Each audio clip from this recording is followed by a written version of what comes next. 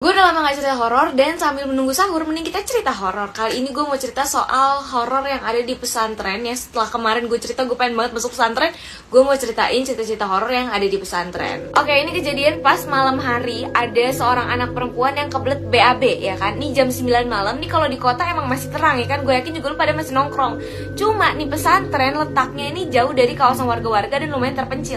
Dimana di samping-samping pesantren ini masih banyak pohon-pohon rindang yang gede-gede. Jadi otomatis ini gelap banget kan di situ, dan lampunya juga cuma ada beberapa tempat aja, nggak di seluruh tempat ada lampu, otomatis ya masih remang-remang gitulah. Nah cuma karena udah saking kebeletnya nih cewek, akhirnya dia memutuskan untuk tidur. Enggak dong, bisa-bisa jebret di kasur dong. Dia ke kamar mandi lah, gila kali. Dia memberanikan diri untuk ke kamar mandi yang posisinya nih, posisi kamar mandi ini nih di luar asrama. Lu bayangin aja tuh, udah malam-malam, semua orang udah pada tidur ya kan, dia sendirian keluar dari asrama.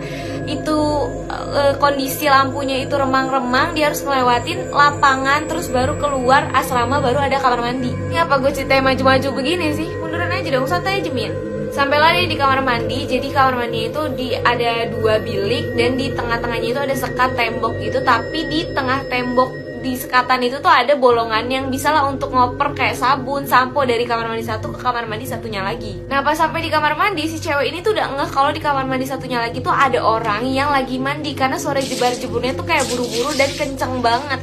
Tapi dia nggak peduli karena kayak udah kebelet banget dari ujung nih, kayaknya dikit lagi tuh udah cepirit gitu. Gak cerita akhirnya udah kelar buang hajatnya, habis itu mau cebok dong. Pas dilihat, nih ngapa gayung kagak ada gitu kan. Nih dia baru sadar kalau nggak ada gayung dan nggak ada sabun juga. Mikir dong, nih gimana nih, udah nggak ada tisu juga kan, udah berasa orang barat kita pakai tisu kan, nggak bisa tuh, nggak enak kan. Akhirnya nih karena di kamar mandi sebelah itu masih jebar-jebur terus, nih udah kagak tahu deh berapa ember yang dihabisin, karena dia jebur-jeburnya tuh cepet banget, dan kayak berarti kan kayak air yang dibutuhin sama dia tuh banyak banget kan.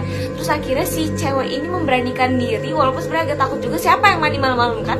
Akhirnya memberanikan diri untuk ngomong ke sebelah, boleh pinjem gayungnya nggak? Setelah dia ngomong kayak gitu, seketika bunyi cipratan jebar-jebur orang mandi itu langsung hilang, hening, dan langsung muncul suara laki-laki yang bilang, jangankan gayung, kepala aja saya nggak punya. Wah, seketika langsung lari nih cewek, nangis-nangis, nyampe kamar, temen-temennya semua langsung bangun dan kayak nanya kenapa.